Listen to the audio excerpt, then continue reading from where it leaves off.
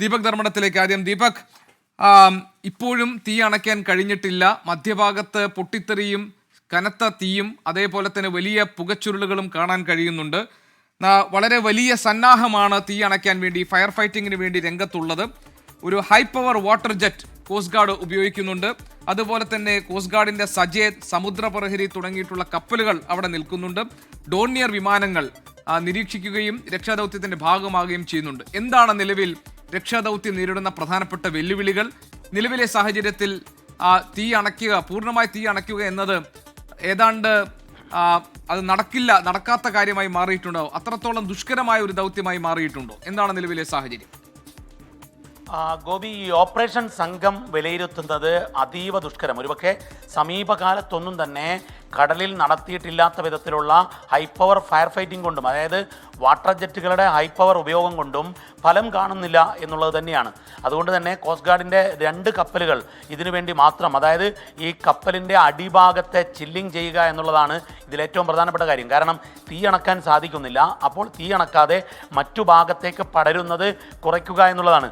ഗോപി, ഇതിൻ്റെ ഒരു ക്രോണോളജിക്കൽ ഓർഡറിൽ പരിശോധിക്കുമ്പോൾ തീ ആദ്യം ഉണ്ടാകുന്നത് ഏറ്റവും അപ്പർ ഡെക്കിലെ ഏറ്റവും മുകളിലെ ഏറ്റവും മുൻഭാഗത്തായിരുന്നു. പിന്നീട് ആ തീ നടുവിലേക്ക് പടർന്നുകൊണ്ടിരിക്കുന്നു, നടുവിൽ പൊട്ടിത്തെറി ഉണ്ടാകുന്നു. ഇപ്പോൾ ഇത് ലോവർ ഡെക്കിലേക്ക് പടരുന്ന സാഹചര്യമാണുള്ളത്. മാത്രവുമല്ല ഏറ്റവും പുറകിലേക്ക് എത്തുന്നു. അതുകൊണ്ട് തന്നെ ഈ സമൃദ്ധ് ഉൾപ്പെടെയുള്ള വളരെ അതിസങ്കീർണമായ പ്രവർത്തനങ്ങൾ ഏർപ്പെടുത്തുന്ന CGIയുടെ ഇന്ത്യൻ കോസ്റ്റ് ഗാർഡിൻ്റെ കപ്പലുകൾ, ആ കപ്പലുകൾക്ക് പോലും അവിടെ പ്രവർത്തനം കൊണ്ട് ഇത് ന്യൂട്രലൈസ് ചെയ്യാൻ സാധിക്കുന്നില്ല, നിർവീര്യമാക്കാൻ സാധിക്കുന്നില്ല എന്നുള്ളതാണ് പ്രശ്നം. ഇത് താഴോട്ടേക്ക് പടരുമ്പോൾ എഞ്ചിൻ റൂം ഏറ്റവും പുറകിലാണ് ഈ കപ്പലിൻ്റെ ഫ്യൂൽ ടാങ്ക് ഉള്ളത്, റിസർവ് ടാങ്ക് ഉള്ളത്. ഈ ടാങ്കുകളിലേക്ക് അത് വ്യാപിച്ചാൽ അത്യന്തം അപകടകരമായ ഈ സമുദ്രത്തിൻ്റെ ആവാസ വ്യവസ്ഥയ്ക്ക് പോലും ദോഷമാകുന്ന രീതിയിൽ ഒരു പൊട്ടിത്തെറി ഉണ്ടാകും. മാത്രവുമല്ല ഇതിൽ ഏറ്റവും വലിയ ഹസാഡ്, അതായത് ഈ ഓപ്പറേഷന് ഏറ്റവും പ്രതികൂലമായ കാര്യം, അവിടെ ഈ കപ്പലിന് തൊട്ടരികിലേക്ക് പോയിക്കൊണ്ട് വാട്ടർ ജെറ്റ് ഓപ്പറേഷൻ സാധ്യമല്ല. കാരണം നിശ്ചിതമായ അകലം, അതായത് ഒരു സുരക്ഷിത അകലത്ത് നിന്നുകൊണ്ട് മാത്രമാണ് ഈ കോസ്റ്റ് ഗാർഡ് കപ്പലുകൾക്ക് ഓപ്പറേഷൻ ചെയ്യാൻ പറ്റുകയുള്ളൂ. കാരണം ഒരു പൊട്ടിത്തെറി ഏത് നിമിഷവും ഉണ്ടാകും. നിരവധി പൊട്ടിത്തെറികൾ കഴിഞ്ഞതാണ്. അതുകൊണ്ട് അകലം വേണമെന്ന് കോസ്റ്റ് ഗാർഡിൻ്റെ ഓപ്പറേഷൻ കമാൻഡിൽ നിന്നും കൃത്യമായ നിർദ്ദേശവുമുണ്ട്. മറ്റൊരു പ്രധാനപ്പെട്ട കാര്യം, ഈ നിരവധി കണ്ടെയ്നറുകൾ ഈ കടലിൽ കിടക്കുമ്പോൾ അതിലേതെങ്കിലും പൊട്ടിത്തെറിക്കാനുള്ള സാധ്യതയുണ്ട്. അത് കപ്പലുകൾക്ക് തൻ്റെ വെല്ലുവിളിയാകുന്നു. മറ്റൊന്ന്, ഈ കപ്പൽ ചെരിഞ്ഞിരിക്കുകയാണ് 15 ഡിഗ്രി. മറ്റൊന്ന്, ഒരു പ്രധാനപ്പെട്ട കാര്യം, ഈ കപ്പൽ ഫ്ലോട്ടിങ്ങിലാണ്. എവിടെയെങ്കിലും ഒന്ന് ലാൻഡ് ചെയ്തുകൊണ്ട് ഒരു പ്രഹരശേഷിയിൽ ജലം ചീറ്റിക്കൊണ്ടുള്ള ഹൈ പവർ ഫയർ ഫൈറ്റിംഗ് നടക്കുന്നില്ല. കാരണം കപ്പൽ അങ്ങോട്ടും ഇങ്ങോട്ടും കാറ്റിനനുസരിച്ച് ജലഗതിക്കനുസരിച്ച് മാറിക്കൊണ്ടിരിക്കുന്ന സാഹചര്യം. അങ്ങനെ നോക്കുമ്പോൾ അത്യന്തം ദുഷ്കരമായ സാഹചര്യത്തിലാണ് ഇപ്പോൾ നമ്മൾ ഈ ഏറ്റവും ഒടുവിൽ വന്ന ദൃശ്യങ്ങളാണ്. ഈ രക്ഷാദൗത്യത്തിന്റെ പ്രധാനപ്പെട്ട വെല്ലുവിളിയും നമ്മുടെ മുന്നിലുള്ള ഒരു ഏറ്റവും വലിയ ആശങ്കയും ഈ കപ്പലിലുള്ള കൂടുതൽ കണ്ടെയ്നറുകൾ ഇത് കടലിലേക്ക് വീഴുന്ന സാഹചര്യമാണ്. ഇപ്പോൾ നേരത്തെ ദീപക് റിപ്പോർട്ട് ചെയ്ത പോലെ തന്നെ 15 ഡിഗ്രി കപ്പൽ ചെരിഞ്ഞതോടുകൂടി കൂടുതൽ കണ്ടെയ്നറുകൾ കടലിലേക്ക് വീഴുന്ന സാഹചര്യം ഉണ്ടായിരിക്കുന്നു.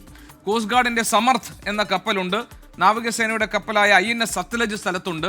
മാത്രമല്ല ഇതിനകത്ത് വലിയ കനത്ത വിഷാംശങ്ങൾ അടങ്ങിയിട്ടുള്ള വസ്തുക്കളാണ്, അപകടകരമായ വസ്തുക്കളാണ്, ഈ അന്തരീക്ഷവുമായി സമ്പർക്കമുണ്ടായാൽ പൊട്ടിത്തെറിക്കുന്ന വസ്തുക്കളാണ് എന്ന വിവരങ്ങൾ ഇപ്പോൾ ഡയറക്ടർ ജനറൽ ഓഫ് ഷിപ്പിംഗ് പുറത്തിറക്കിയ ലിസ്റ്റിൽ നിന്ന് മനസ്സിലാക്കിയതോടെ ഇനി ഇത് കടലിൽ പരക്കാതിരിക്കാൻ, പാരിസ്ഥിതിക ആഘാതം ഉണ്ടാകാതിരിക്കാനുള്ള മുൻകരുതലുകളാണല്ലോ ഇനി സ്വീകരിക്കേണ്ടത്. അതിന് സഹായകരമാകുന്ന സമുദ്രപ്രഹരി എന്ന കപ്പലിന്റെ സാന്നിധ്യം അവിടെയുണ്ടോ? അതിന്റെ പ്രവർത്തനങ്ങൾ എങ്ങനെയാണ് നമുക്ക് മനസ്സിലാക്കാൻ കഴിയുന്നത്? ഗോപി, ഈ ഓപ്പറേഷൻ്റെ മുൻനിരയിൽ തന്നെ ഈ സമുദ്ര പ്രഹരിയെക്കുറിച്ച് പറയുമ്പോൾ അത് പൊല്യൂഷൻ കൺട്രോൾ വെസലാണ്. അതായത് PCV എന്ന് പറയും. സാധാരണഗതിയിൽ ഓഫ് ഷോർ പെട്രോളിംഗ് വെസൽ, അതുപോലെ ഫാസ്റ്റ് പെട്രോളിംഗ് വെസൽ, അതുപോലെ പൊല്യൂഷൻ കൺട്രോൾ വെസൽ, ഈ 3 കാറ്റഗറികളിലാണ് കോസ്റ്റ് ഗാർഡിൻ്റെ കപ്പലുകൾ ഉള്ളത്. ഈ 3 കപ്പലുകൾക്ക് നിശ്ചയിക്കപ്പെട്ട നിരവധി പ്രവർത്തനങ്ങളുണ്ട്. പക്ഷേ എല്ലാ കപ്പലുകൾക്കും ഫയർ ഫൈറ്റിങ്ങിനുള്ള സംവിധാനമുണ്ട്. പക്ഷേ എന്നാൽ ഈ സമുദ്ര പ്രഹരിയുടെ ഒരു പ്രത്യേകത, അതിന് ഈ ഫയർ ഫൈറ്റിങ്ങിനൊപ്പം തന്നെ പെട്രോളിങ്ങിനൊപ്പം തന്നെ പൊല്യൂഷൻ കൺട്രോളിംഗ്, അതുകൊണ്ടാണ് ഈ PCV എന്ന് പറയുന്ന പൊല്യൂഷൻ കൺട്രോളിംഗ് വെസൽ, അത് ആ രീതിയിലുള്ള ഡാമേജ് ഡാമേജ് കൺട്രോളിംഗ് അവർ നടത്തിക്കൊണ്ടിരിക്കുന്നുണ്ട്.